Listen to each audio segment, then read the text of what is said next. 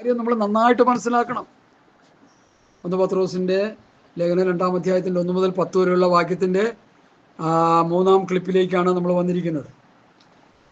സ്തോത്രം. അതുകൊണ്ട് ഈ വിഷയം നമ്മൾ നന്നായിട്ട് മനസ്സിലാക്കുക. യേശുക്രിസ്തുവാകുന്ന ഇട്ടിരിക്കുന്ന അടിസ്ഥാന ഉപദേശത്തിന്മേൽ പണിതെടുക്കുന്ന വിശ്വാസികൾക്ക് മൂലക്കല്ലാകുന്ന യേശുക്രിസ്തുവിനോട് ചേർത്ത് പണിയപ്പെടാൻ പറ്റത്തുള്ളൂ. ആ മൂലക്കല്ലാകുന്ന യേശുക്രിസ്തുവിനോട് ചേർത്ത് പണിയപ്പെട്ട് ആത്മീയമായി വളരണം. ആ പണി വചനവസ്തുപ്രകാരമായിരിക്കണം. നമ്മൾ നന്നായിട്ട് മനസ്സിലാക്കണോ? അത് ക്രിസ്തു എന്ന് ഇട്ടിരിക്കുന്ന അടിസ്ഥാനമല്ലാതെ മറ്റൊന്നിടുവാൻ ആർക്കും കഴിയുകയില്ല. ഇന്ന് പലരും ഇട്ടുകൊണ്ടിരിക്കുക. യേശുക്രിസ്തുവാകുന്ന ഇട്ടിരിക്കുന്ന അടിസ്ഥാനമല്ലാതെ തെറ്റായ അടിസ്ഥാനങ്ങൾ ഇട്ട് പണിയുക. കടം മാറ്റി, കഷ്ടത മാറ്റി, കണ്ണീര് തുടച്ച്, വീട് മേടിച്ച്, കാറ് മേടിച്ച്, ലോറി മേടിച്ച്, വിസ മേടിച്ച്, ഭൗതിക അനുഗ്രഹങ്ങളൊക്കെ പ്രാർത്ഥിച്ച്, തലയറഞ്ഞ് പ്രാർത്ഥിച്ച് അവരെ രക്ഷയിലേക്ക് നടത്തി എന്ന വ്യാജഭാവേനെ സഭയിൽ കൊണ്ടുവന്നിരുത്തി പാട്ടും പാടി അവരുടെ ദശാംശം മേടിച്ച് തിന്നുകൊണ്ടിരിക്കുകയെന്ന് ഞാൻ പറഞ്ഞുകൊണ്ടിരിക്കുന്നത്. ഇവിടെ ആത്മീയമായി പണി നടക്കുന്നില്ല. എന്ത് പണി നടക്കുന്നില്ല എന്ന് പറഞ്ഞേ? മൂലക്കല്ലാകുന്ന യേശുക്രിസ്തുവിനോട് ചേർത്ത് പണിയുന്നില്ല. അവിടെ ഭൗതിക വിഷയങ്ങൾ പണിതുകൊണ്ടിരിക്കുക. അതുകൊണ്ട് ഗുണമില്ല. ഭൗതിക വിഷയങ്ങളൊക്കെ കിട്ടും. അവർ ഈ ഭൂമിയിൽ ഒരു അംബാനിയെ പോലെയോ അല്ലെങ്കിൽ ഒരു വലിയ കോടീശ്വരനെ പോലെയോ ജീവിച്ച് അവസാനം മരിച്ച് നരകത്തിലോട്ട് പോയി വീഴും. അവ പാടുകയും ചെയ്യും, പ്രാർത്ഥിക്കുകയും ചെയ്യും, പ്രസംഗിക്കുകയും ചെയ്യും, എല്ലാ പരിപാടിയും അവൻ ചെയ്യും. പക്ഷെ ദൈവവുമായിട്ട് യാതൊരു ബന്ധവും കാണുകയില്ല. അപ്പോൾ പൗലോസും പത്രോസും അപ്പോസ്തലന്മാരും പഠിപ്പിച്ച പണി യേശുക്രിസ്തുവാകുന്ന ഇട്ടിരിക്കുന്ന അടിസ്ഥാനമാകുന്ന മൂലക്കല്ലിനോട് ചേർത്ത് യേശുവിൻ്റെ അടുക്കൽ വന്ന് ജീവൻ പ്രാപിച്ച വ്യക്തിയെ മൂലക്കല്ലിനോട് ചേർത്ത് ദൈവവചനം പ്രസംഗിച്ച് അവനെ പണിതെടുക്കുക. എന്തിനാ അവനെ പണിതെടുക്കുന്നത്? ദൈവാത്മാവ് വസിക്കുന്ന ഒരു മന്ദിരമായി തീരാൻ. അത് എഫേസ്യ ലേഖനത്തിൽ നിന്ന് നമ്മൾ പിന്നീട് പഠിക്കും. ഞാൻ ഈ വേഗത്തിൽ പറഞ്ഞുകൊണ്ട് സഹോദരൻ ഈ വിഷയത്തിലേക്ക് വിരാമം ഇടാൻ താല്പര്യപ്പെടുക. അപ്പൊ ആ അടിസ്ഥാനത്തിൽ ആരെങ്കിലും പൊന്ന്, വെള്ളി, വിലയേറിയ കല്ല്, മരം, പുല്ല്, വൈക്കോൽ എന്നിവ പണിയുന്നുവെങ്കിൽ അവനവൻ്റെ പ്രവൃത്തി വെളിപ്പെട്ടു വരും. അപ്പൊ ഇവിടെ ഈ യേശുക്രിസ്തു ആകുന്ന മൂലക്കല്ലിനോട്, അടിസ്ഥാന കല്ലിനോട് ചേർത്ത് പണിയപ്പെടുന്ന 6 കാര്യങ്ങളെ കുറിച്ച് ഇവിടെ പൗലോസ് പറയുന്നുണ്ട്. എന്തൊക്കെ ഈ 6 കാര്യങ്ങൾ? പൊന്ന്, വെള്ളി, വിലയേറിയ കല്ല്, മരം, പുല്ല്. അപ്പൊ എത്ര കാര്യങ്ങളുണ്ട്? പറ. 6 കൂട്ടം കാര്യങ്ങളുണ്ട്. പൊന്ന്, വെള്ളി, വിലയേറിയ കല്ല്, മരം, പുല്ല്, വൈക്കോൽ. അപ്പോൾ ഈ 6 കൂട്ടം കാര്യങ്ങൾ ഇതിലേത് കല്ല, ഏത് സാധനമാണ് പണിയപ്പെടുന്നത്? ഏതാണ് ഈ വിലയേറിയ കല്ല്? പത്രോസ് പറയുന്ന ഭാഗത്തിലേക്ക് ഒരു യേശുവിന്റെ അടുക്കൽ വന്ന് ജീവൻ പ്രാപിച്ച വിലയേറിയ കല്ല്. അതാ വിഷയം. കർത്താവിന്റെ അടുക്കൽ വന്ന് ആത്മീയ ജീവൻ പ്രാപിച്ച ആത്മീയ കല്ല്, വിലയേറിയ കല്ല്. ആ യേശുവിനെ പോലെ വിലയുള്ള കല്ലാണത്. ജീവൻ പ്രാപിച്ച കല്ല. ഇന്നിപ്പോ രക്ഷിക്കപ്പെടുന്നത്, സഭയിൽ വരുന്നത് കടം മാറാനും കഷ്ടത മാറാനും ബുദ്ധിമുട്ട് മാറാനുമാണ്. ഞാൻ കേട്ടുകൊണ്ടിരിക്കുക ഒരു ഒരു ന്യൂ ജനറേഷൻ പാസ്, അവന് വല്ല സിനിമയിലെ സീരിയൽ അഭിനയിക്കാൻ പോകാൻ പാടില്ല. ഇതിന് നല്ലത്, കൂടുതൽ കാശ് കിട്ടുമല്ലോ. സഹോദരി ബഹറിൽ പോകാനിരിക്കുകയാണ്. അതെ, ഞാൻ ബഹറിൽ പോകാനായിട്ടൊക്കെ ഇങ്ങനെ കരുതുന്നു. നിന്നെ ഞാൻ അമേരിക്കയിലേക്ക് വിടാൻ പോവാ. അങ്ങനെയുണ്ട്. അതാണോ പണി? അത് സാത്താന്റെ പരിപാടിയാണത്. മനസ്സിലാക്കുക. നമ്മളെ ഗൾഫിൽ വിടാനോ അമേരിക്കയിൽ വിടാനോ ഒന്നുമല്ല കർത്താവ് വന്നത്. ആദാമ്യ പാപം നിമിത്തം നിത്യമായ നരകാഗ്നിയിലേക്ക് പോകേണ്ടെന്ന നമ്മെ യേശുക്രിസ്തു ഈ ഭൂമിയിൽ വന്നത് യേശുക്രിസ്തുവിൽ വിശ്വസിച്ച് നിത്യജീവൻ പ്രാപിച്ച് സ്വർഗരാജ്യത്തിലെത്താൻ. അതിനാ കർത്താവ് ഇവിടെ വന്നത്. കർത്താവിൽ വിശ്വസിക്കുമ്പോൾ നമ്മുടെ ആവശ്യങ്ങളെല്ലാം കർത്താവ് എന്ത് ചെയ്യും? തിന്നാനും കുടിക്കാനും ഉടുക്കാനുള്ള നമുക്ക് ആവശ്യം തരും. അതിലെല്ലാം ഉണ്ടാവും. വീടിന് വീട്, കാറിന് കാറ്, എല്ലാം ഉണ്ട്. അതൊക്കെ ഓക്കെ, നല്ല കാര്യങ്ങളാണ്. പക്ഷെ അതിനു വേണ്ടിയാണെന്നാണ് അവർ പ്രസംഗിച്ചുകൊണ്ട്. അതാണ് നമ്മൾ കണ്ണനം നടത്തുന്നത്. യേശുക്രിസ്തു വന്നതിൻ്റെ ദാരിദ്ര്യം മാറ്റാനാണ്. ഒരു പാണ്ഡു സഹോദരൻ പറഞ്ഞത് ഇപ്പോഴും ഞാൻ ഓർക്കുന്നുണ്ട്. ധനവാനാക്കാനാ നിന്നെ വന്നത്.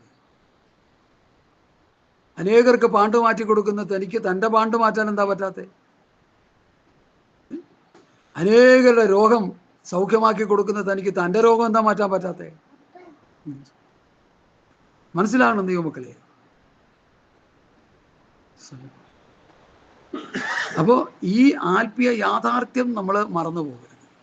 കർത്താവ് എന്തിന് ഈ ഭൂമിയിൽ വന്നു എന്ന് ചോദിച്ചാൽ, എഫേസ്യ ലേഖനം ഒരു വാക്യം വായിച്ചേ, അതിലൂടെ ഞാൻ നിങ്ങളെ വചനത്തിലൂടെ ഒന്ന് പറഞ്ഞ് മനസ്സിലായി. എഫേസ്യ ലേഖനം അതിൻ്റെ 1-ാം അധ്യായം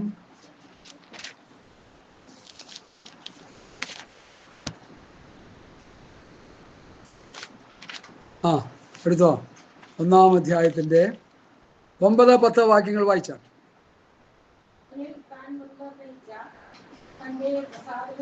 തക്കവണ്ണം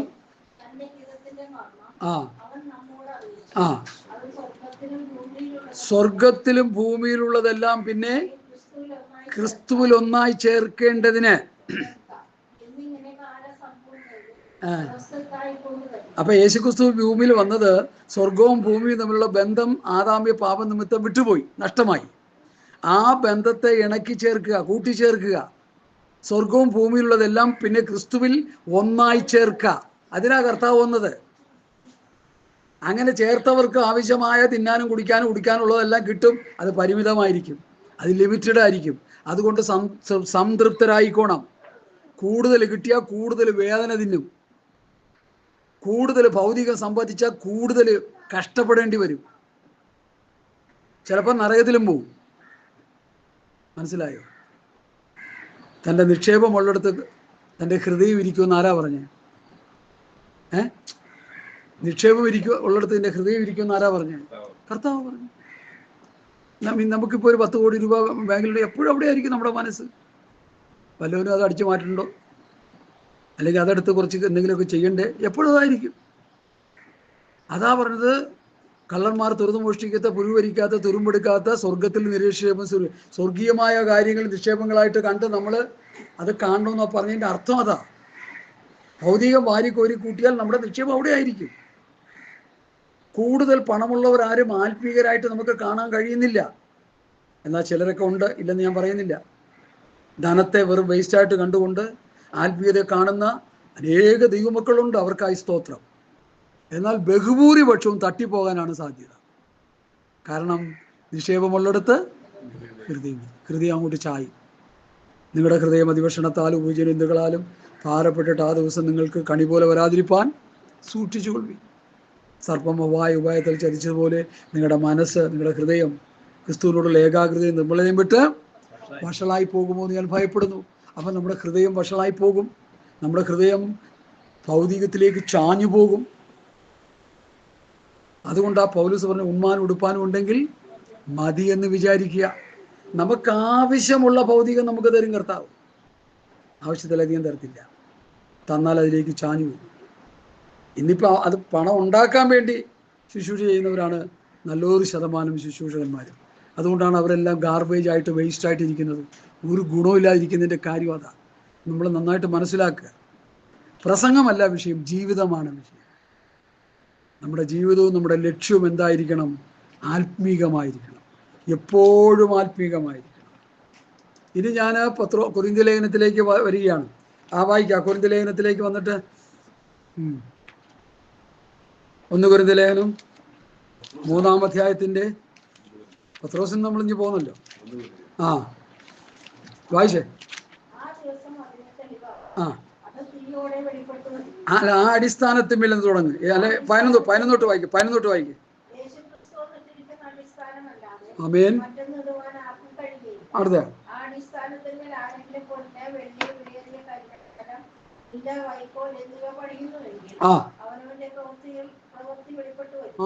പ്രവൃത്തി വെളിപ്പെട്ട് വരും. അടുത്ത്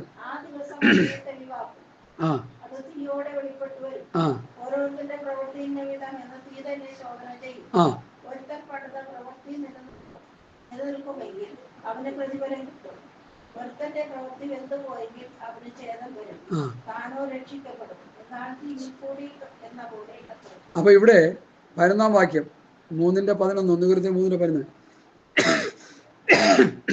യേശുക്രിസ്തു എന്ന ഇട്ടിരിക്കുന്ന അടിസ്ഥാനമല്ലാതെ മറ്റൊന്നിടുവാൻ, ആ അടിസ്ഥാന ഉപദേശത്തിന്മേലല്ലാതെ പണിയാൻ ആർക്കും കഴിയും. ആ പണിതാൽ ആ പണിയെല്ലാം പാളിപ്പോകുന്ന പോലീസ് പഠിപ്പിക്കുന്നത്. ഇതൊക്കെ എന്താ എടുത്ത് സഭയെ പ്രസംഗിക്കാത്തത്? ഈ പണിതുകൊണ്ടിരിക്കുന്നവരന് അത് ചെയ്തുകൊണ്ടിരിക്കുക, പിന്നെ എന്നാ പണി പ്രസംഗിക്കാനാ? ദൈവമക്കളെ, ക്രിസ്തുവാകുന്ന ഇട്ടിരിക്കുന്ന അടിസ്ഥാന ഉപദേശം, പത്യവചനം, പത്യോപദേശം, ആ ഉപദേശപ്രകാരമല്ലാതെ ആരെങ്കിലും പണിതാൽ, ആ അടിസ്ഥാനത്തിൽ പേരിൽ ആരെങ്കിലും പൊന്ന് വെള്ളി വിലയേറിയ വല്ല് മരം പുല്ല് വൈക്കോൽ, അപ്പോൾ പൊന്നുകൊണ്ടും വെള്ളി കൊണ്ടും വിലയേറിയ നിലയിലുള്ള പണിയാണെന്നൊക്കെ പറയുന്നത്. കല്ല്, മരം, പുല്ല്, ഈ പൊന്നും വെള്ളിയും കല്ലും മരം പുല്ല്, ഇത് ഈ 5 വിധ വസ്തുക്കളും,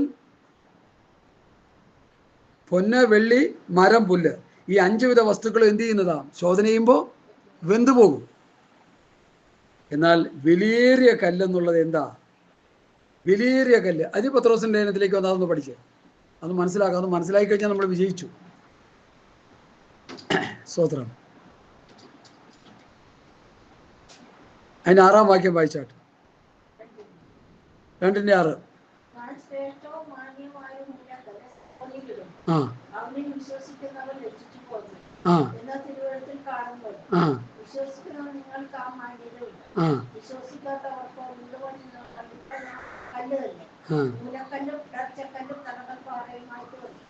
4 കൂടി ചേർത്ത് വായിക്കാം. 4 കൂടി. മനുഷ്യർ തള്ളിയ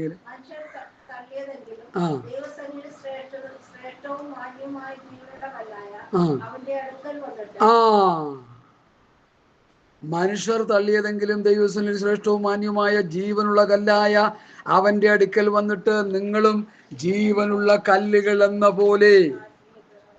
അപ്പൊ ജീവനുള്ള കല്ലുകൾ എന്ന പോലെ ഇവിടെ പൗലോസ് പറയുന്നത് എന്താ? യേശുക്രിസ്തു ഇട്ടിരിക്കുന്ന അടിസ്ഥാനമല്ലാതെ മറ്റൊന്നിടുവാൻ ആർക്കും കഴിയില്ല. അടിസ്ഥാനത്തിൽ മേൽ ആരെങ്കിലും പൊന്ന് വെള്ളി വിലയേറിയ കല്ല് മരം പുല്ല് വയ്ക്കോൽ. ഈ വിലയേറിയ കല്ലെന്ന് പറയുന്നതാണ് യേശുവിൻ്റെ അടുക്കൽ വന്ന് ജീവൻ പ്രാപിച്ച കല്ല്, യേശുക്രിസ്തുവിനെ രക്ഷിതാവായി സ്വീകരിച്ച കല്ല്, യേശുക്രിസ്തുവിൽ വിശ്വസിച്ച് പാപമോചനം പ്രാപിച്ച കല്ല്, യേശുക്രിസ്തുവിൽ വിശ്വസിച്ച് ജീവൻ പ്രാപിച്ച് പാപമോചനം പ്രാപിച്ച് നിത്യജീവന് വേണ്ടി ഓടിക്കൊണ്ടിരിക്കുന്ന ഒരു വ്യക്തിയാണ് ഈ കല്ലെന്ന് ഇവിടെ സൂചിപ്പിക്കുന്നത്. മനസ്സിലായോ? അപ്പൊ യേശുവിന്റെ അടുക്കൽ വന്ന് ആത്മീക ജീവൻ പ്രാപിക്കുമ്പോൾ ആ കല്ല് ഏത് കല്ലായി മാറുന്നു?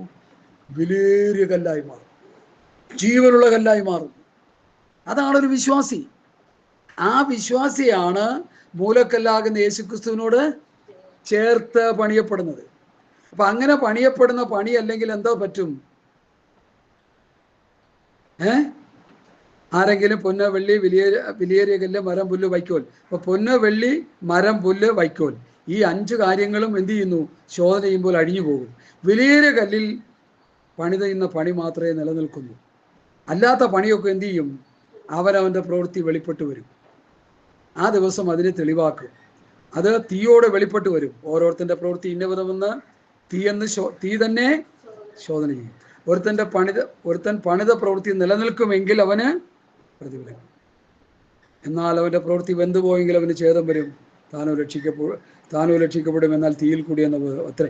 അപ്പോൾ നമ്മുടെ പണി നിലനിൽക്കണമെങ്കിൽ യേശുക്രിസ്തുവിനെ പ്രസംഗിച്ച്, യേശുക്രിസ്തുവിൽ വിശ്വസിച്ച്, ആത്മരക്ഷ പ്രാപിച്ച് അല്ലെങ്കിൽ നീതീകരണം പ്രാപിച്ച് വിശ്വസിച്ച് ശുദ്ധീകരണം പ്രാപിച്ച് വരുന്നവനെ പിതാവിൻ്റെയും പുത്രൻ്റെയും പരിശുദ്ധാത്മ നാമത്തിൽ സ്നാനപ്പെടുത്തി പരിശുദ്ധാത്മാവിൻ്റെ അഭിഷേകത്തിലേക്ക് നടത്തി വിശുദ്ധിയുടെയും വേർപാടിൻ്റെ ഉപദേശം പഠിപ്പിച്ച് മൂലക്കല്ലോട് ചേർത്ത് പണിത് കർത്താവിൻ്റെ വരവിന് വേണ്ടി ആത്മീയ വളർച്ച പ്രാപിച്ച് ആത്മീയ വർധന പ്രാപിച്ച്, നമ്മളിപ്പോൾ പത്രോസിൻ്റെ 1-ാം ലേഖനത്തിൻ്റെ 2-ാം അധ്യായത്തിൻ്റെ 1-ാം വാക്യത്തിൽ കേട്ടതുപോലെ രക്ഷയ്ക്കായി വളരുവാൻ, അപ്പോൾ രക്ഷയ്ക്കായി അവനെ വളർത്തിയെടുക്കുന്ന ആ കല്ലുകൾ മാത്രമേ എന്ത് ചെയ്യത്തുള്ളൂ? നിലനിൽക്കത്തുള്ളൂ. ബാക്കിയെല്ലാം എന്ത് ചെയ്യും? വെന്തുപോകും. കടം മാറ്റി, കഷ്ടത മാറ്റി, കണ്ണീര് തുടച്ച് ആൾക്കാരെ കൊണ്ടുവന്നിരുത്തി പാട്ടും പാടി പൊട്ടടിച്ചുകൊണ്ടിരുന്നാൽ ഇതെല്ലാം അവസാനം എന്ത് ചെയ്യും? കംപ്ലീറ്റ് തകർന്ന് തരിപ്പണമായി. ഞാനതൊരു ഹാസ്യരൂപം പറഞ്ഞാലും എൻ്റെ അർത്ഥം നിങ്ങൾ മനസ്സിലാക്കുക. ഒരു വ്യക്തിയെ രക്ഷയിലേക്ക് നടത്തിയിട്ട് അവനെ വളർത്തിയെടുത്ത് കർത്താവിൻ്റെ വരവിന് വേണ്ടി ഒരുക്കുന്നില്ലെങ്കിൽ അതുകൊണ്ട് ഒരു പ്രയോജനവുമില്ല. പ്രയോജനമൊന്നും ഇല്ലെന്ന് മാത്രമല്ല, ഈ വിശ്വാസികളെല്ലാം തീയിൽ ശോധന ചെയ്യുമ്പോൾ കത്തിപ്പോയി. കുട്ടനാട്ടൻ നാടുകളിലും ഈ നെൽകൃഷി ചെയ്യുന്ന സ്ഥലങ്ങളിൽ കൃഷി കഴിഞ്ഞതിന് ശേഷം കച്ചി കൊണ്ടുപോകുന്ന ലോറിയുണ്ട്. ഒരു വലിയ ലോറി നിറയെ കച്ചി കൊണ്ടുപോകും. ഒരു തീപ്പൊരി മതി, ഒരു തീപ്പെട്ടിയുടെ ഒരു കഷ്ണം മതി, അതിൽ വീണ് കഴിഞ്ഞാൽ കത്തി അമരാൻ എന്നതുപോലെ കത്തി അമർന്നു പോകും. മനസ്സിലായോ? ഇന്നത്തെ പലരുടെയും പണി കത്തി അമരുന്ന സമയങ്ങൾ വന്നുകൊണ്ടിരിക്കുക. വളരെ വേദനയോടെ പറയുകയാണ്. വലിയ വലിയ പ്രൊജക്റ്റുകൾ കാട്ടി കൺവെൻഷനും മീറ്റിങ്ങും ചാപ്പൻ ചവറും എല്ലാം നടത്തിയിട്ട് ആൾക്കാരെ ശരിയായ ദൈവവചനത്തിൻ്റെ സത്യത്തിലേക്ക് നടത്താതെ യഥാർത്ഥ വീണ്ടും ജനനത്തിലേക്കും മൂലക്കലാകുന്ന യേശു ക്രിസ്തുവിലും ചേർത്ത് പണിത് കർത്താവിൻ്റെ വേണ്ടി ഒരുക്കാതെ അവരെ മുൻപോട്ട് കൊണ്ടുപോയാൽ എന്ത് സംഭവിക്കുമെന്ന് ചോദിച്ചാൽ ഇതെല്ലാം കത്തി അമരുന്ന നിത്യനരകത്തിലേക്ക് പോകാനിടയാണ്. ഞാൻ സത്യമാണ് വിളിച്ചു പറയുന്നത്. ദൈവവചനപ്രകാരമുള്ള വിഷയം സത്യങ്ങളാണ് ഞാൻ വിളിച്ചു പറയുന്നത്. അതുകൊണ്ട് സഭ പണിയുന്നവരെ ഓർക്കേണ്ട 3 പഠനങ്ങളുണ്ട്. ഒന്ന് പത്രോസ് 2:4 മുതൽ 8 വരെയും, രണ്ടാമത് 1 പത്രോസ് 3:10 മുതൽ 15 വരെയും, മൂന്നാമത്തെ വേദഭാഗം നമ്മൾ പഠിക്കാൻ പോകുന്നു എഫേസ്യ ലേഖനം 2:19 മുതൽ 22 വരെയും ഉള്ള വാക്യം. ഇനിയിപ്പോൾ എഫേസ്യ ലേഖനത്തിലേക്ക് വരാം. സഭാപണിയിലെ 3 പഠനങ്ങളാണ് ഇവിടെ കിടക്കുന്നത്. ഇവരുടെ ശ്രദ്ധേയമായ പഠനങ്ങൾ. ഇതുവരെയും ആരും ഇതുപോലെ അത് ചേർത്ത് വെച്ച് പഠിപ്പിക്കുന്ന ഒരു പഠനങ്ങൾക്ക് വേണ്ടി ഞാൻ അന്വേഷിച്ചിട്ടെങ്കിലും കിട്ടിയില്ല. ഇനിയെങ്കിലും ആരെങ്കിലുമൊക്കെ പ്രസംഗിക്കുമെന്ന് വിചാരിക്കുക. എഫേസ്യ ലേഖനം 2-ാം അധ്യായത്തിൻ്റെ 19 വാക്യങ്ങൾ വായിക്കാം. വായിച്ചോടിക്കും.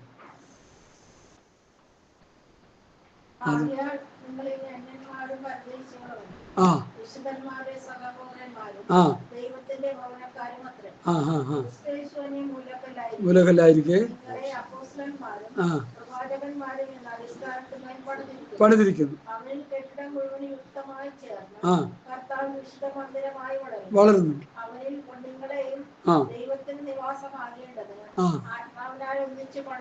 ആത്മാവിനാൽ ഒന്നിച്ചു പണിതു വരുന്നു. മനസ്സിലാക്കി? ദൈവമക്കളെ, ഈ പണി വളരെ പ്രധാനപ്പെട്ട ഒരു പണിയായിട്ട് നമ്മൾ പഠിക്കണം. ദൈവസഭ പണി. ഒരാളെ കൂട്ടി കുറേ പാട്ടും പാടി ദോത്രകാഴ്ച ചെയ്ത് കുറേ ബഹളം വെച്ച് കുറേ പാട്ടും പാടി തുള്ളിച്ചാടിയൊന്നും പണിയാകത്തില്ല. ദൈവസഭ പണിയെന്ന് പറഞ്ഞാൽ അത് അപ്പോസ്തലന്മാർ പറഞ്ഞു വെച്ചിരിക്കുന്ന വചനത്തിൻ്റെ വ്യവസ്ഥ പ്രകാരം ഉപദേശപ്രകാരമുള്ള പണി മാത്രമേ ദൈവം അംഗീകരിക്കുകയുള്ളൂ. അല്ലാത്ത പണിയൊക്കെ നമ്മളിപ്പോൾ ഈ 1 കൊരിന്ത്യർ ലേഖനം 3-ാം അധ്യായത്തിൻ്റെ 10 മുതൽ 15 വരെയുള്ള വാക്യത്തിലെ പണിയാണെങ്കിൽ മരം, പുല്ല്, വൈക്കോൽ, വെള്ളി, പൊന്ന്, വെള്ളിയും പൊന്നും ശോധന ചെയ്യുമ്പോൾ ഉരുകിപ്പോകും. മരം, പുല്ല്, വൈക്കോൽ ഉരുകിപ്പോകും. യേശുവിൻ്റെ അടുക്കൽ വന്ന് ജീവൻ പ്രാപിച്ച ജീവനുള്ള കല്ല്, യേശുവിനെ രക്ഷിതാവായി സ്വീകരിച്ച് പാപമോചനം പ്രാപിച്ച് പിതൃപുത്ര പരിശുദ്ധനാമം സ്നാനപ്പെട്ട് അഭിഷേകം പ്രാപിച്ച് വിശുദ്ധിയിലും വേർപാടിലും ജീവിക്കുന്ന ജീവനുള്ള കല്ലുകൾ. ആ കല്ലുകൾ എന്ത് ചെയ്തുകൊണ്ടിരിക്കണം? 1 പത്രോസ് 1-ാം അധ്യായത്തിൻ്റെ 1-ാം വാക്യപ്രകാരം ദുഷ്ടത, ചതി, വ്യാജഭാവം, അസൂയ, നുണ എല്ലാം വിട്ട് ദൈവവചനമെന്ന മായമില്ലാത്ത പാൽ രക്ഷയ്ക്കായി വളരുവാൻ ദൈവവചനമെന്ന മായമില്ലാത്ത പാല് കുടിച്ച് വളർന്നുകൊണ്ടിരിക്കണം. അങ്ങനെ വളർന്ന് അന്ത്യകാല രക്ഷയിലേക്ക് പ്രവേശിക്കുന്നു, അല്ലെങ്കിൽ രക്ഷാപൂർത്തിയിലേക്ക് പ്രവേശിക്കുന്നു. ഇബ്രാഹിം 11-ാം അധ്യായത്തിൻ്റെ അവസാന ഭാഗം. അവർ നമ്മെ കൂടാതെ രക്ഷാപൂർത്തി പ്രാപിക്കാതിരിക്കുന്നു. അപ്പോൾ രക്ഷാപൂർത്തിയിലേക്ക് പ്രവേശിക്കുക. രക്ഷിക്കപ്പെട്ടവൻ രക്ഷാപൂർത്തിയിലേക്ക് പോകുന്നില്ലെങ്കിൽ എന്ത് പ്രയോജനം? അതുകൊണ്ട് വഴിയിൽ വെച്ച് നശിച്ചു പോയാൽ എന്ത് പറ്റും? ഹലോ, ഓട്ടക്കളത്തിൽ കുറേ പേര് കിടന്ന് ഓടുക, കുറേ പേര് ഓടുക എന്ന് വെച്ചോ. ഒരു റിലേ റണ്ണിങ് ഓട്ടം, ബാറ്റൺ കയ്യിൽ വെച്ചുകൊണ്ട് ഓടുന്ന ഓട്ടം, 10 പേര് ഓടുക. ഇടയ്ക്ക് വെച്ച് ഒരുത്തിന് മസിൽ പിടിച്ചോ കാലിടറിയോ എന്തോ ഒരു അസ്വസ്ഥ വന്ന് ഓട്ടം നിർത്തി. അവന് വല്ലതും കിട്ടുമോ? ഒന്നും കിട്ടും. അവർ ഓടി ജയിക്കണം. ക്രിസ്ത്യ ജീവിതം റൺ എന്ന് പറഞ്ഞാൽ ഓട്ടമാണ്, ജീവിതമാണ്.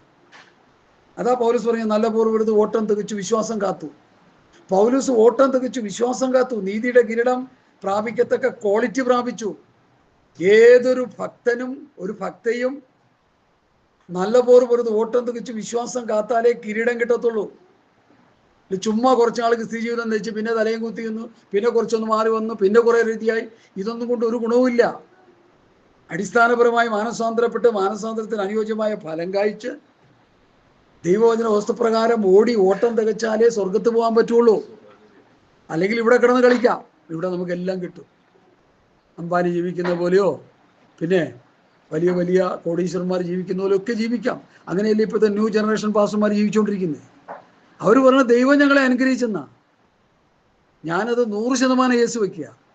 ദൈവം നിങ്ങളെ ഭൗതികമായി അനുഗ്രഹിച്ചു. അത് ദൈവമല്ല അനുഗ്രഹിച്ചത്, ഈ ലോകത്തിന്റെ ദൈവമായ സാത്താൻ. ദൈവം അങ്ങനെ അനുഗ്രഹിക്കുന്നു. ദൈവത്തിന്റെ അനുഗ്രഹം അതല്ലല്ലോ. എഫേസ്യർ 1:3 എന്താ വായിച്ചെന്ന് വായിച്ചു പഠിച്ചേ?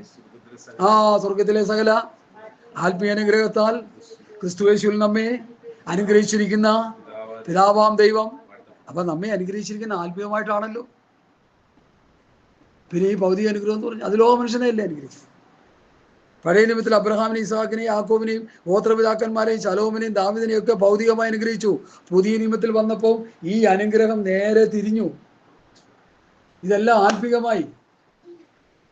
ഇത് മനസ്സിലാക്കാനായിട്ട് ഇന്നത്തെ പല പ്രിയപ്പെട്ടവർക്കും കഴിയാതിരിക്കുന്നു. ഇനിയെങ്കിലും അത് മനസ്സിലാക്കുക. അപ്പോൾ ഇനി അടുത്ത നമ്മൾ ഈ ഇതിൻ്റെ ആകയാൽ നിങ്ങൾ ഇനി അന്യന്മാരും പരദേശികളുമല്ല. ആരാ അന്യന്മാരും പരദേശികളും അല്ലാതെ വരുന്നവര്? യേശുക്രിസ്തുവാകുന്ന മൂലക്കല്ലിനോട് ചേർത്ത് പണിയപ്പെടുന്ന നിങ്ങൾ ഇനി അന്യന്മാരും പരദേശികളുമല്ല. പിന്നെ ആരാ? വിശുദ്ധന്മാരുടെ നോക്ക് സഹപൗരന്മാരും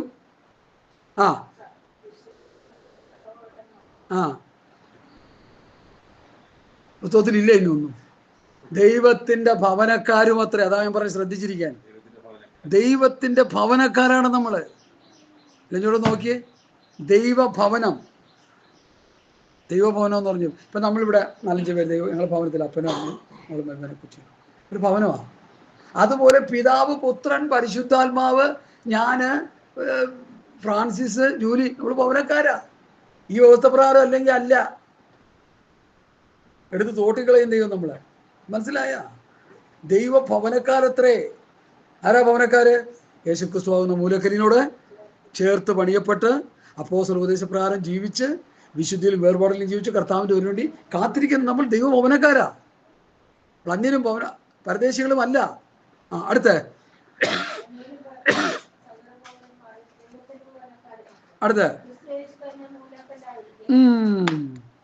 ഇവിടെയും വരുന്ന മൂലക്കല്ല്.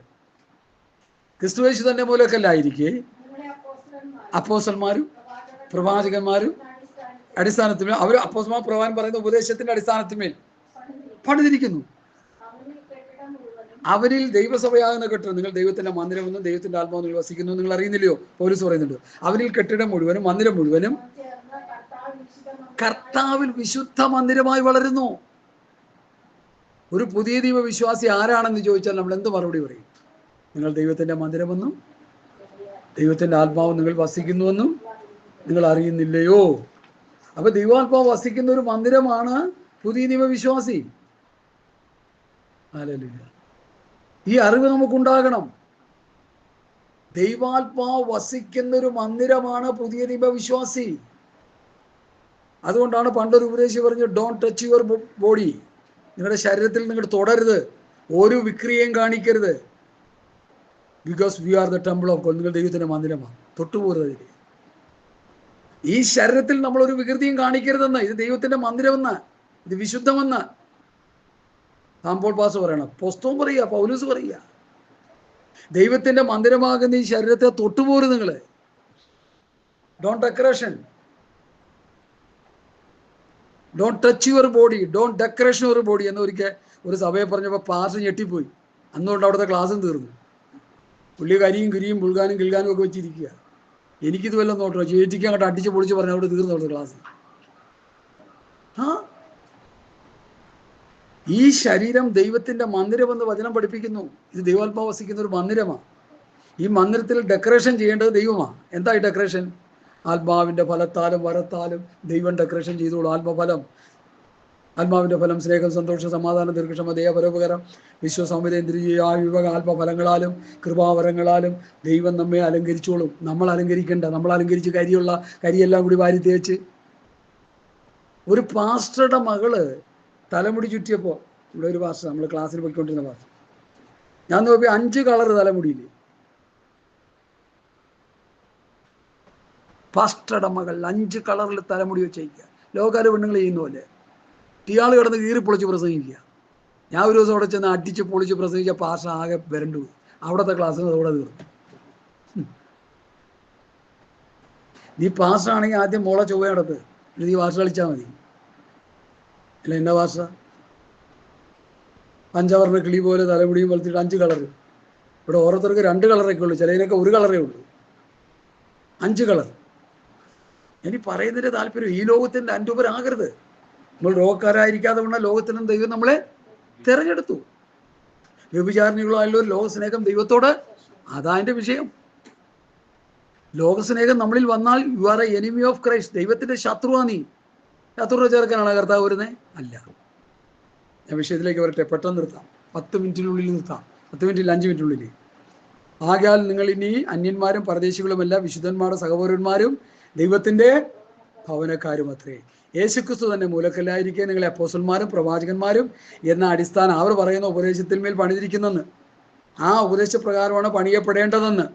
അവനിൽ കെട്ടിടം മുഴുവനും യുക്തമായി ചേർന്ന് കർത്താവിൽ വിശുദ്ധ മന്ദിരമായി വളരുന്നു. അവനിൽ നിങ്ങളെയും ദൈവത്തിന്റെ നിവാസമാകേണ്ടതിന് ആത്മാവിനാൽ ഒന്നിച്ചു പണിതു വരുന്നു. അപ്പൊ പണിയുന്നത് ആരാ? കറക്റ്റ്. പാസ്റ്റർമ്മയ്ക്ക് 100 മാർക്ക്. പണിയുന്നത് ആത്മാവാണ്. വചനം പ്രസംഗിക്കാനുള്ള ഉത്തരവാദിത്വം ശുശ്രൂഷന്മാർക്ക്. അത് വിശ്വസിച്ച് ഏൽപ്പിച്ചു കൊടുക്കുന്നവർക്ക് ആത്മാവ് പണിയും. അതിൻ്റെ വിഷയം. അപ്പോൾ ഒരു ദൈവാത്മാവിൻ്റെ മന്ദിരമാകും, അല്ലെങ്കിൽ സാത്താൻ വസിക്കുന്ന മന്ദിരമായിട്ടിരിക്കും. ഇതൊക്കെയാണ് പഠനങ്ങൾ. ഞാനിതൊക്കെ പഠിച്ചു കഴിഞ്ഞപ്പോൾ കിറങ്ങിയിരിക്കുക. ആരാണ് സ്വർഗത്ത്? ഞാൻ തന്നെ പോകുന്നു പേടിച്ചിരിക്കാൻ. കാരണം ഇതനുസരിക്കണ്ടേ നമ്മള്? ഈ വചനങ്ങളൊക്കെ കേട്ട് വായിച്ച് പഠിച്ചനുസരിച്ച് പാസ്റ്റർമാർ ഇത് പ്രസംഗിക്കപ്പെടുന്നില്ല എന്നുള്ള വേറെ കാര്യം. പ്രസംഗിച്ച് ഇന്നത് മുഴുവൻ ഏറെ തലകുത്തര പ്രസംഗിച്ച് വയ്ക്കുക. ശരിയായ അളവിൽ ഇത് ഇപ്പം 3 ഭാഗങ്ങളാണ് സഭാപണിയെക്കുറിച്ച് പഠിപ്പിച്ചത്. 1 പത്രോസ് 2:1 മുതൽ 8 വരെയും, 1 കൊരിന്ത്യർ 3:10 മുതൽ 15 വരെയും, എഫേസ്യ ലേഖനം 2:10 മുതൽ 22 വരെയും. ഈ 3 ഭാഗങ്ങളാണ് സഭാപണിയെക്കുറിച്ച് പറയുന്നത്. ഈ വക പണിയിലൂടെ അല്ലാതെ ഒരു ദൈവപൈതലിനെ ദൈവം വസിക്കുന്ന മന്ദിരമായി, വ്യക്തിത്വമായി പണിതെടുക്കാൻ കഴിയില്ല. അല്ലാതെ പണിതെടുത്താൽ, കൊരിന്ത്യ ലേഖനത്തിൽ പൗലോസ് എന്താ പറഞ്ഞത്? അവനവൻ്റെ പണി ശോധന ചെയ്യും. ശോധന ചെയ്തിട്ട് നല്ലതല്ലെങ്കിൽ എന്ത് ചെയ്യും? പൊളിച്ചു കളയും. ലോകയുടെ കൊച്ചുമക്കൾ വീട് പണിയാൻ പോയി. ദൈവം നോക്കിയപ്പോൾ എന്ത് പറ്റി? മനുഷ്യൻ ചെയ്യുന്നതൊന്നും അസാധ്യമാകയില്ല. എന്ത് ചെയ്തു? പണി പൊളിച്ചു കളഞ്ഞു, ദൂരെ കളഞ്ഞു. അതുപോലെ ഇന്നത്തെ ലോക മനുഷ്യനാണെങ്കിലും ആത്മീകനാണെങ്കിലും ദൈവഹിതമല്ലാത്ത ചെയ്തു വെക്കുന്ന സകലതും സ്വർഗത്തിലെ ദൈവം പൊളിച്ചു കളയും. നന്നായിട്ട് നമ്മൾ മനസ്സിലാക്കണം ആ കാര്യം. നമ്മൾ വിചാരിക്കുന്ന നമ്മൾ പണിയുന്നതിനൊക്കെ ഏലയിട്ട് തരുമെന്ന്. ഓ, ഏലയെത്തു. ഈ തടി പിടിക്കാൻ നേരത്ത് ഏല എടുത്ത് കണ്ടിട്ടില്ലേ? മത്സ്യത്തിൽ മത്സ്യം വലിച്ചു കയറ്റാൻ നേരത്ത് ഒത്തിരി മീനുണ്ടെങ്കിൽ എന്ത് ചെയ്യും നിങ്ങൾ? ഏലയിട്ട് വലിച്ചു കയറ്റും. എന്നതുപോലെ നമ്മൾ ചെയ്യണമെന്നൊക്കെ ദൈവം ഏലയിട്ടു എന്നൊന്നും ആരും ചിന്തിക്കരുത്. ഈ അപ്പോസ്തലന്മാരുടെ ഉപദേശപ്രകാരം, വ്യവസ്ഥപ്രകാരം അല്ലെങ്കിൽ തമ്പുരാൻ പൊളിച്ച് ദൂരെ കളയും. അവസാനം നിത്യമായ സാത്താനും എൻ്റെ ദൂതന്മാർക്ക് ഒരുക്കിയിരിക്കുന്ന തീപ്പൊയ്കൽ നമ്മൾ വീഴാനിടയാൻ. പ്രിയമുള്ളവരെ, അതുകൊണ്ടാണ് ഞാൻ ഭയത്തോടെ വിറയലോടെ ഈ സന്ദേശം ഇന്ന് പൽക്കാലം നമ്മൾ ഒരുമിച്ച് ധ്യാനിക്കുന്നത്. ദാനിയേൽ പ്രവാചകന്റെ പുസ്തകത്തിൽ ഒരു വലിയ പഠനം കിടപ്പുണ്ട്. രാജാവ് കണ്ടൊരു ബിംബം, നെബൂഖദ്നേസർ രാജാവ് കണ്ടു. ആ ബിംബത്തിന് 4 വിധങ്ങളുണ്ട്. ഒന്ന്, സ്തോത്രം, ദാനിയേൽ പ്രവാചകന്റെ പുസ്തകം എടുക്കുക, അതൊന്നും എടുത്ത് ഒന്ന് വായിച്ച് ഇതിനോട് ചേർത്ത് പണിത്. കാരണം യേശുക്രിസ്തു ആകുന്ന മൂലക്കല്ലിനെ അവിടെയും ദാനിയേൽ പ്രസ്താവിക്കുന്നുണ്ട്. അതുകൊണ്ടാണ് അത് പറഞ്ഞ് കൺക്ലൂഷൻ ചെയ്യാനായിട്ട് കർത്താവിൽ ശരണപ്പെടുന്നത്. രാജാവ് കണ്ട ദർശനമോ വലിയൊരു ബിംബം. ദാനിയേൽ 2:31 മുതൽ. വലിപ്പമേറിയത് വിശേഷമായ ആ ബിംബം തിരുമുമ്പിൽ നിന്നു. അതിൻ്റെ രൂപം ഭയങ്കരമായിരുന്നു. ബിംബത്തിൻ്റെ തല തങ്കം കൊണ്ടും, നെഞ്ചും കൈയും വെള്ളി കൊണ്ടും, വയറ് വരെയും താമ്രം കൊണ്ടും, തുട ഇരുമ്പ് കൊണ്ടും, കാൽപാതി ഇരുമ്പ് കൊണ്ടും പാതി കളിമണ്ണുമായിരുന്നു. തിരുമനസ്സുകൊണ്ട് നോക്കിക്കൊണ്ടിരിക്കുമ്പോൾ കൈ തൊടാതെ ഒരു കല്ല് പറിഞ്ഞു വന്ന് ബിംബത്തെ ഇരുമ്പും കളിമണ്ണും കൊണ്ടുള്ള കാലിൽ അടിച്ച് തകർത്ത് കളഞ്ഞു. ഏതാണ് ഈ കല്ല്? യേശുക്രിസ്തു ആകുന്ന മൂലക്കല്ല്. ബാബിലോൺ സാമ്രാജ്യത്തിൽ നടന്നൊരു വിഷയമായത്. ബാബിലോൺ, മേദ്യ, പെർസ, ഗ്രീസ്, റോം, 4 ഭരണ സംവിധാനങ്ങൾ. ഈ രാജാവ് കണ്ട ബിംബത്തെ കാണിക്കുന്നത് 4 ഭരണ സംവിധാനങ്ങൾ. ബാബിലോൺ, മേദ്യ, പെർസ, ഗ്രീസ്, റോം. അവസാനത്തെ ആ പാർട്ടാണ് ഇരുമ്പും കളിമണ്ണും. മനുഷ്യന്റെ ഭരണം ചേരത്തില്ല. പിണറായി ഇവിടെ കിടന്ന് ഭരിച്ചിട്ട് എന്തുണ്ടായി? UDF ഭരിച്ചിട്ട് എന്തുണ്ടായി? BJP തലപ്പത്ത് ഭരിക്കുന്ന എന്തുണ്ടായി? ഒരു ഭരണവും ശരിയല്ല. ഒരു രാജ്യത്തും ഒരു ഭരണവും സുരക്ഷിതവുമല്ല, ശരിയുമല്ല. മനുഷ്യനെ ഭരിച്ചാൽ ശരിയാകത്തില്ല. മനുഷ്യനെ ആര് ഭരിക്കണം? ദൈവം ഭരിക്കണം. അതാണ് ഈ ഭാഗം വെളിപ്പെടുത്തുന്നത്. ബാബിലോൺ, മേദ്യ, പെർസ, ഗ്രീസ്, റോം 4 സാമ്രാജ്യം ഈ ലോകത്തെ ഭരിച്ചു. അമ്പേ പരാജയം. ഇപ്പൊ ദാനിയേൽ കാണുന്നത് അവസാന പാർട്ടായ ഇരുമ്പും കളിമണ്ണും. റോമൻ സാമ്രാജ്യത്തെയാണ് ഇരുമ്പ് കാണിക്കുന്നത്, കളിമണ്ണ് കാണിക്കുന്നത് ജനാധിപത്യത്തെയാണ്. അപ്പൊ ഇരുമണ്ണും കളിമണ്ണും കൂടി ചേർത്ത് ഭരിച്ചാൽ ഒരു ഗുണവും ആകത്തില്ല. ജനാധിപത്യവും ഭരണവും ലോകത്തിൽ ചേരത്തില്ല. അങ്ങനെ ഇരിക്കുമ്പോൾ കൈതൊടാതെ ഒരു കല്ല് പറഞ്ഞു വന്ന് ബിംബത്തെ ഇരുമ്പും കളിമണ്ണും കൊണ്ട് കാലിലടിച്ച് തകർത്ത് കളഞ്ഞു. ഇരുമ്പും കളിമണ്ണും താമ്രവും വെള്ളിയും പൊന്നും ഒരുപോലെ തകർന്ന് വേലക്കാലത്തിലെ കളത്തിലെ പതിർ പോലെ ആയി തീർന്നു. ഒരിടത്തും തങ്ങാതെ വണ്ണം കാറ്റവയെ പറപ്പിച്ചു കൊണ്ടുപോയി. ബിംബത്തെ അടിച്ച കല്ല് ഒരു മഹാപർവ്വതമായി ഭൂമിയിലൊക്കെയും നിറഞ്ഞു. ഏതാണ് ഈ മഹാപർവ്വതമായ കല്ല്? യേശുക്രിസ്തുവാകുന്ന മൂലക്കല്ല്. ഈ ലോകത്തിന്റെ സകല ഭരണ സംവിധാനങ്ങളെയും തകർത്ത് തരിപ്പണമാക്കി. BC കാലഘട്ടങ്ങളിൽ ഉണ്ടായതാണ് ബാബിലോൺ സാമ്രാജ്യം. അത് കഴിഞ്ഞ് മേദ്യ, പെർസ, അത് കഴിഞ്ഞ് ഗ്രീസ് എന്ന് പറഞ്ഞാൽ ഗ്രീക്കേഴ്സ്, സോക്രട്ടീസ്, അരിസ്റ്റോട്ടിൽ, അവരുടെ തത്വജ്ഞാനം. എല്ലാ ഭരണവും പരാജയപ്പെട്ടു. റോമൻ ഭരണം ഇരുമ്പ് പോലും ബലമുള്ളതാണ്, അതും തകർന്നു പോയി. അവസാനം ജനാധിപത്യത്തിലേക്ക് വന്ന് നിൽക്കുക. ജനാധിപത്യവും അമ്പേ പരാജയം. ഇരുമ്പും കളിമണ്ണും ചേരാത്ത പോലെ അതും മനുഷ്യന് ചേരത്തില്ല. അങ്ങനെ ഇരിക്കുമ്പോൾ യേശുക്രിസ്തുവാകുന്ന മൂലക്കല്ല് ഈ ഭൂമിയിൽ വന്ന് 1000 ആണ്ട് വാഴ്ച ഭരിക്കാൻ പോവുകയാണ്. ഇവിടെ ഒരു രാജാവ് ഭരിച്ച ചരിത്രം 40 വർഷത്തിൽ കൂടുതലില്ല. ഇനി പോട്ടെ 100 വർഷമായെന്ന് വെച്ചോ, അങ്ങനെ 100 വർഷമായ ചരിത്രങ്ങളൊന്നും ആർക്കും ഇല്ല. ഈ പുടിനും ഈ രാജാക്കൾ സദാമൊക്കെ അധികാര ഭീഷണിപ്പെടുത്തിയ ഭരണം നടത്തിയത്. പുടിനും ഇപ്പം അങ്ങനെ ചെയ്തുകൊണ്ടിരിക്കുന്നത്. ഇവരെല്ലാം വലിച്ച് തറയിലിട്ടിട്ട് കർത്താവായ യേശുക്രിസ്തു 1000 ആണ്ട് ഈ ഭൂമിയെ ഭരിക്കാൻ വരാൻ പോവുകയാണ്. അങ്ങനെ ഭരിക്കുന്ന സമയത്ത് ശാന്തസുന്ദരമായൊരു ഭരണം നമുക്ക് ലഭിക്കും. ആ ഭരണത്തിൻ്റെ കീഴിൽ പുതിയ നിയമസഭയിലെ പഴയ നിയമസഭയിലെ വിശുദ്ധന്മാർ ചേർന്ന് 1000 ആണ്ട് വാഴ്ച ഈ ഭൂമിയെ ഭരിക്കും. അന്നാണ് ഈ സർപ്പം വസിക്കുന്ന ആ പൊത്തിൽ കുഞ്ഞു കൊണ്ടുവന്ന് കൈയിടും. പുള്ളിപ്പുലിയും ആടും തമ്മിൽ ഒരുമിച്ച് പാർക്കും. ദുഷ്ടമൃഗങ്ങളൊന്നും ഒരു ദോഷവും ചെയ്യില്ല. ലോകത്തിലെങ്ങും ഒരു ദോഷവും ആരും ചെയ്യത്തില്ല. സകല മാനുഷിക ഭരണ സംവിധാനങ്ങളെയും തകർത്ത് തരിപ്പണമാക്കി ദൈവപുത്രനായ യേശുക്രിസ്തു 1000 ആണ്ട് ഈ ഭൂമിയെ ഭരിക്കും. പുതിയ നിയമസഭയുടെ ഏറ്റവും പ്രത്യാശ നിർഭരമായ ഒരു അവസ്ഥ, യേശുക്രിസ്തുവിനെ പോലെ രൂപാന്തര ശരീരം പ്രാപിച്ച നമ്മൾ 1000 ആണ്ട് വാഴ്ചയിൽ നാം കർത്താവിനോടുകൂടി ഭരിക്കും. വിശുദ്ധന്മാർ ഈ ലോകത്തെ ഭരിക്കുമെന്ന് നിങ്ങൾ അറിയുന്നില്ലയോ? നാം ദൂതന്മാരെ വിധിക്കുമെന്ന് നിങ്ങൾ അറിയുന്നില്ലയോ? ദൂതന്മാരെയും ലോകത്തെയും ഭരിക്കുന്നവരാണ് കോടതി കയറി ഭക്തന്മാർ തമ്മിൽ വഴക്കൊണ്ടായിക്കൊണ്ടിരിക്കുക. അതിനെക്കുറിച്ച് പൗലോസ് പറയുക 1 കൊരിന്ത്യർ 6-ാം അധ്യായം. ഇന്നത്തെ പെന്തക്കോസ്തുകാർ വായിച്ച് പഠിക്കേണ്ട, വിശേഷാൽ പാസ്റ്റർമാർ അത് വായിച്ചു പഠിച്ച് ഇനിയെങ്കിലും മാനസാന്തരപ്പെട്ട് ഭരണം നടത്തണം സഭയെ. അങ്ങനെ യേശുക്രിസ്തു 1000 ആണ്ട് ഈ ഭൂമിയെ ഭരിക്കുമ്പോൾ ആ ഭരണത്തിൻ്റെ കീഴിൽ നമ്മളായിരിക്കും. ഒന്ന് രൂപാന്തര ശരീരം, 1000 ആണ്ട് വാഴ്ച ഭരണം, പിന്നെ പുതിയ ആകാശം പുതിയ ഭൂമിയിൽ നമുക്ക് അവകാശം. ഈ 3 കാര്യങ്ങളാണ് ദൈവം നമുക്ക് വേണ്ടി വെച്ചിരിക്കുന്നത്. ഇതാണ് നമ്മുടെ ലക്ഷ്യം. ഇതാണ് പുതിയ നിയമസഭയുടെ ലക്ഷ്യം. ഇതായിരിക്കണം പുതിയ നിയമസഭയുടെ ലക്ഷ്യം. ഇവിടെ കിടന്ന് തലകുത്തി മറിഞ്ഞ് ഞാൻ പ്രസിഡന്റ്, നീ സെക്രട്ടറി, ഞാൻ ഖജാൻജി, ഞാൻ കൗൺസില്, ഞാൻ സെൻറ്റർ, ഞാൻ ലോക്കല് എന്ന് പറഞ്ഞ് തമ്മിത്തല്ലി വഴക്കുണ്ടാക്കി കിടക്കാനല്ല നമ്മളെ. മനസ്സിലാക്കണം, നമ്മൾ ആരാ? ഈ ലോകത്തെ ഭരിക്കേണ്ടവരാണ്. ഹല്ലേലൂയ. അതുകൊണ്ട് എന്നെ കേൾക്കുന്ന പ്രിയപ്പെട്ടവരെ, ഈ ശ്രേഷ്ഠമായ വചനത്തിൻ്റെ വെളിപ്പാടുകൾ ഇനി ആ ഭാഗത്ത് ഒത്തിരി നമ്മൾ പഠിക്കാനുണ്ടെങ്കിൽ ഞാനിവിടെ അങ്ങ് നിർത്തുക. കാരണം ഇനി നമുക്ക് സമയം നമ്മുടെ മുൻപിലില്ല. പത്രോസിൻ്റെ ലേഖനത്തിൽ ഇനിയും ചില വിഷയങ്ങളുണ്ട്.